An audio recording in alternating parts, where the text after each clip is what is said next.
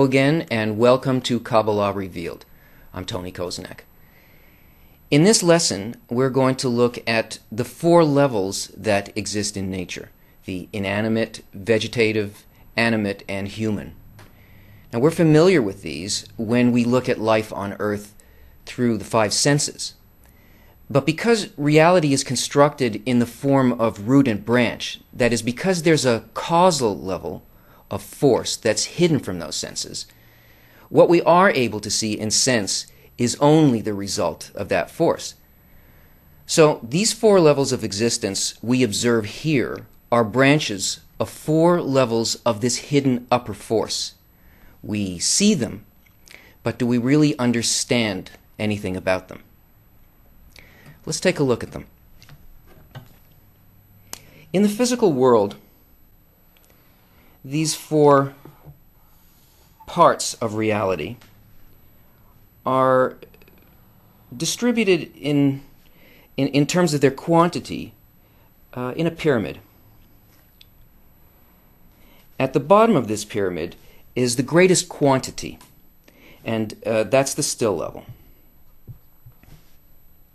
Now, what we're really measuring here, according to the Kabbalists, is not simply a conglomeration of matter, but a particular quality on the root level that manifests itself on the branch level in the way that we can sort of understand it.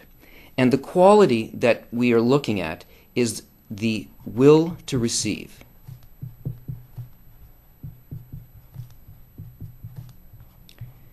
This is the only thing that exists in the physical world, so everything that we see here is an expression of that. That's why on the still level, we have all the hard matter in the universe, all the rocks, all the planets, and so on.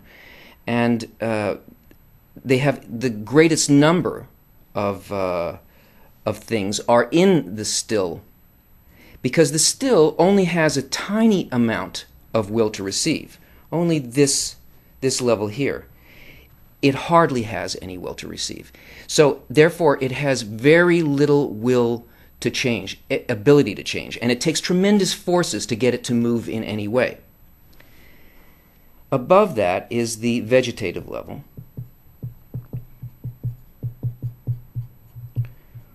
All of the organic plant matter. Now, this level of will to receive is so much greater than the still level, dimensionally greater, that a single plant, a single flower, incorporates more will to receive than all of the still level.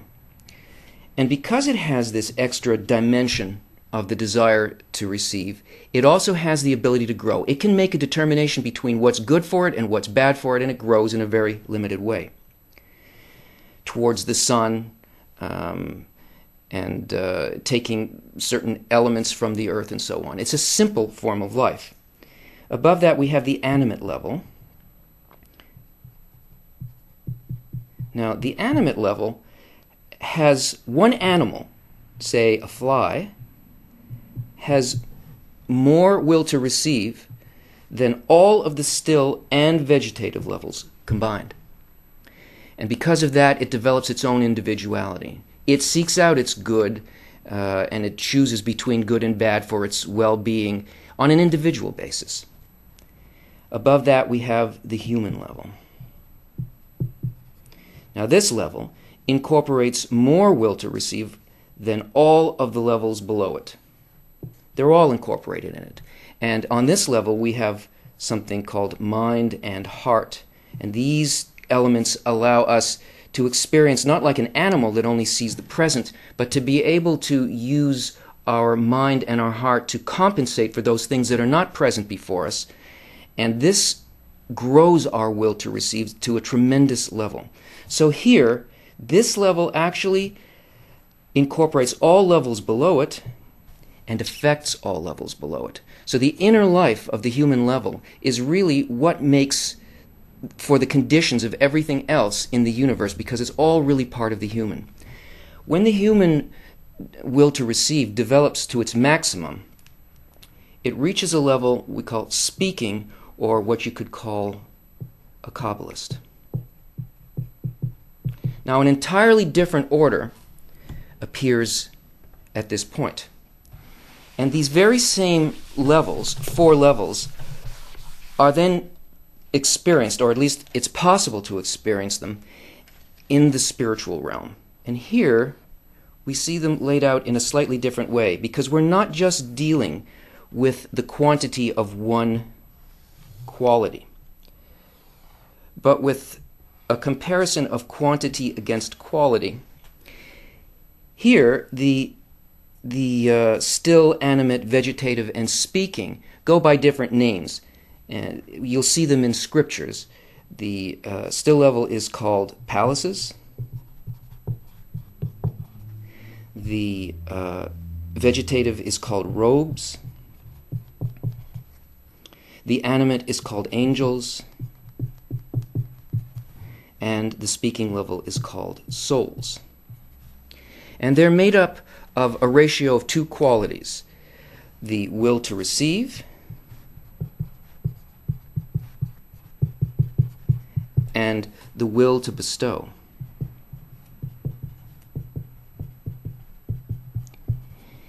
In other words, once a person reaches this spiritual level, they go through a process by which the will to bestow becomes greater and greater and greater as the person ascends these levels.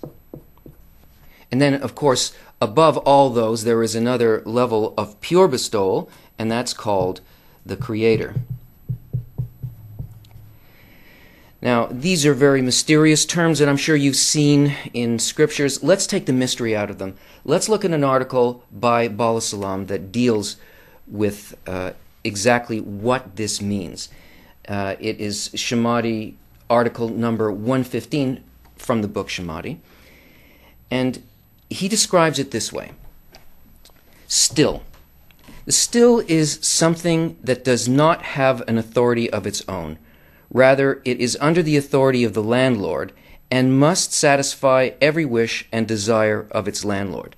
Now, remember, we are speaking here about the upper inner life. And we need to understand that the inanimate spiritual level has no freedom or power over itself, just as the physical level of still has no freedom. Because freedom and spiritual life begins with self-control. And a person who can't control his desires is regarded as spiritually inanimate. Now, a person who strives for the Creator will eventually come to a state where he clearly sees that he has no power over his nature. But this makes him ask the Creator for strength to control his egoism, and his egoism is really what constitutes his nature. He asks the upper force to give him power, but not just in order for him to do anything that he wants in this world. That's the way that the powerful people of this world act. They're very focused on one dominating desire, and all of their actions follow that desire. Because of that, that kind of a person becomes an even bigger egoist. All of his small desires only serve one overpowering selfish yearning, but the spiritual path is different. There, a man comes to a situation in which he wants to submit all of his desires to the Creator's will. And by doing that, he's actually expressing his free will. And at the same time, he's controlling his egoism. What he wants is for the Creator's qualities to rule over him. But the Creator already rules over him. He already governs him anyway. But still, the man aspires to achieve this state by his own free will. He himself wants to know, he wants to understand, and he wants to enjoy the Creator's power over him.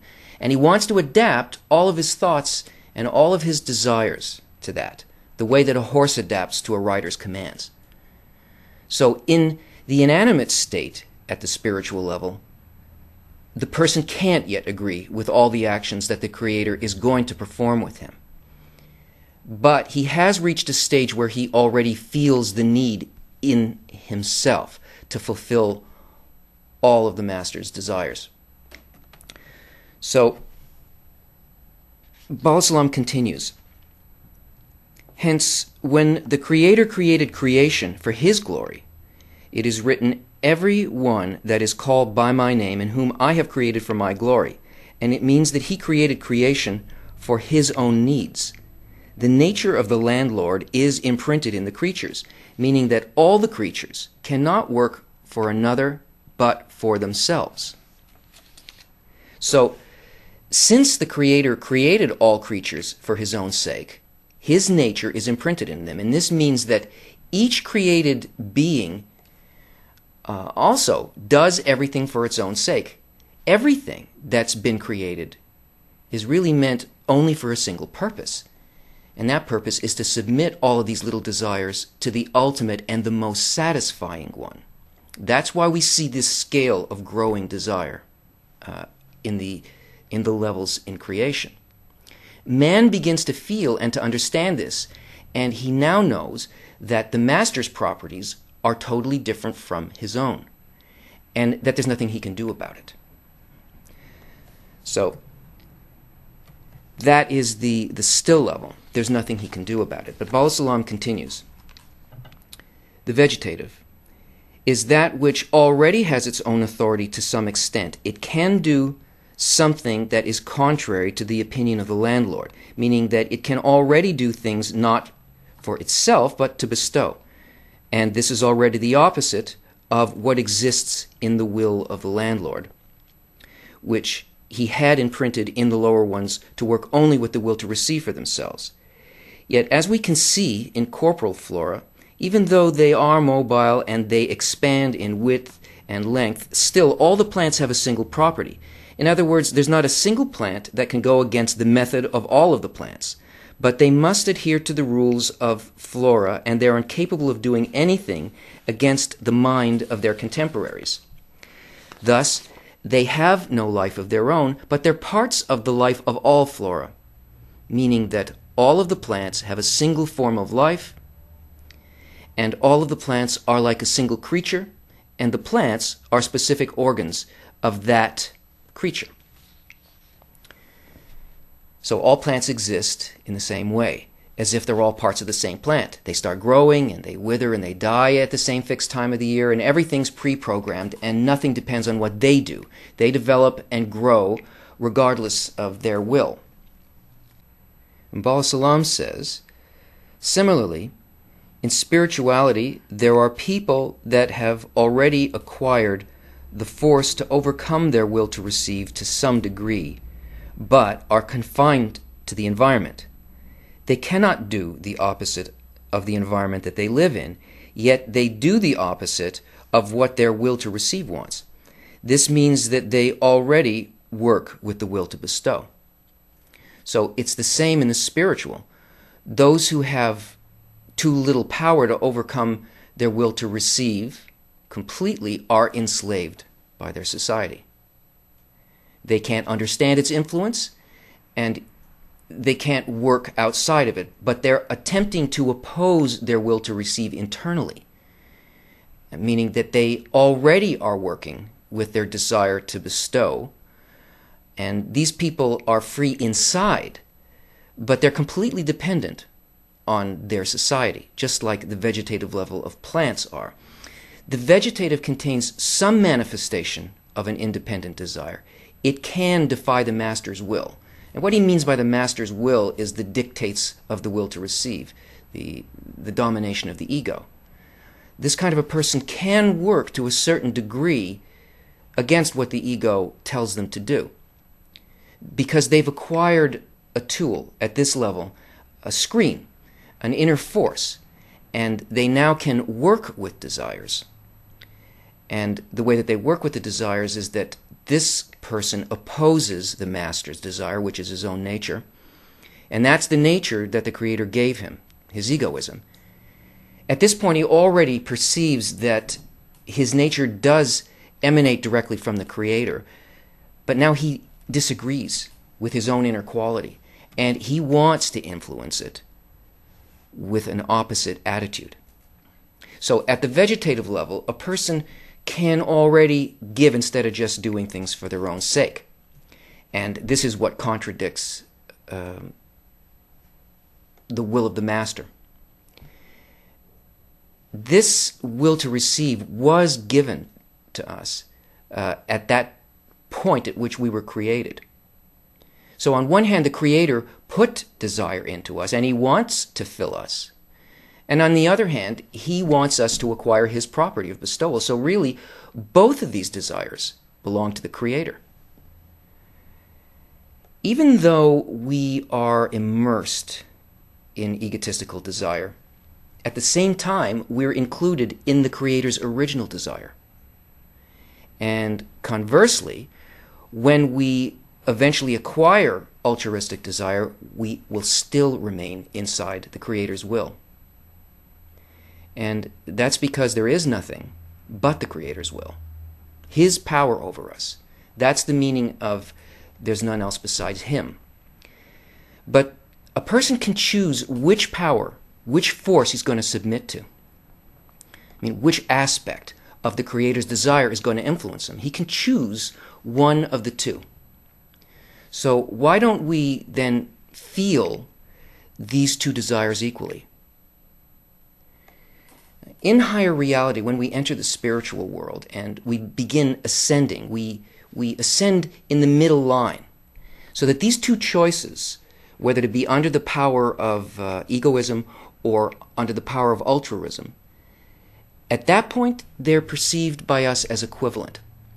And this state is referred to as klipat noga, which is between bestowal and reception. Sometimes we belong to one and sometimes we belong to the other. And that really is what man is like. So what he needs to do is to place himself in a neutral position between the properties of bestowal and reception.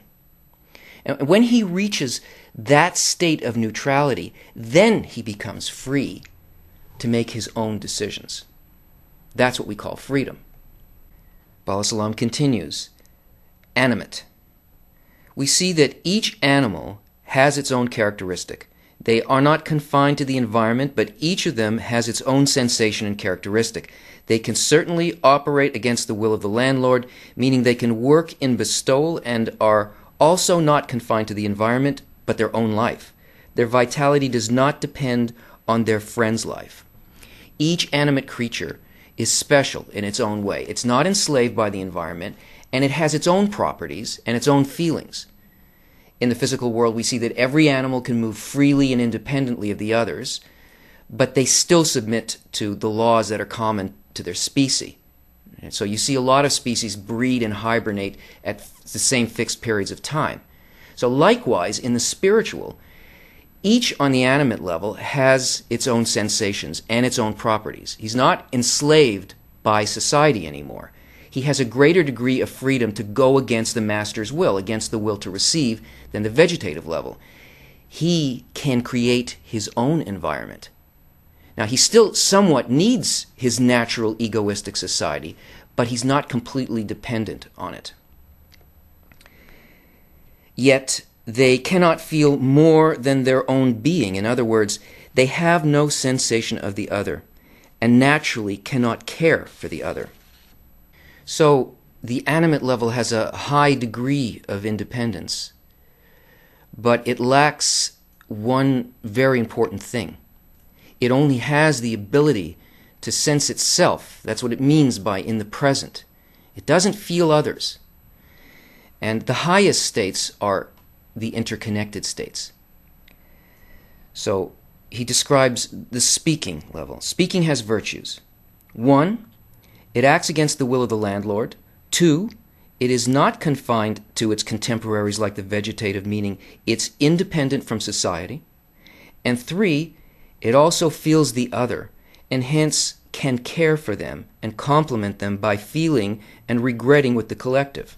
It can also rejoice in the solace of the collective and receive from the past and from the future.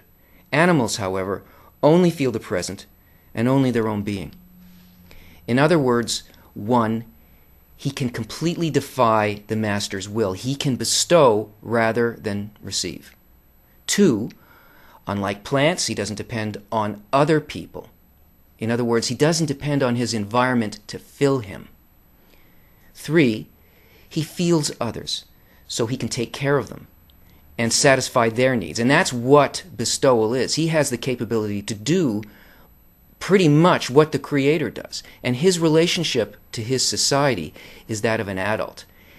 He can create a society, and within that society, he can act completely against the master and create a society which is purely altruistic. And as he begins to nullify his egoistic properties, he finds himself increasingly interconnected with the society by choice. And he discovers that there is a true equality between him and the whole. And this is the level of absolute love, when man becomes equal to the Creator. He can share the suffering of society, which means that he acquires their desires, their empty vessels. He also shares their joys, which means that now he can fill their needs with the light within himself, so that all of society will feel it. By doing this, man rises to the root of his soul, and he includes all other souls. And in the likeness of the collective soul, Adam, he corrects all of them. Now, the others don't feel this correction yet, but the person at this level corrects the part of him that's in all of them. And by attaching them to himself as the corrected part of himself, he can reach his individual final correction. And now he can receive both from the past and the future, whereas the animate level of spirituality can only feel itself in the present. Join us again.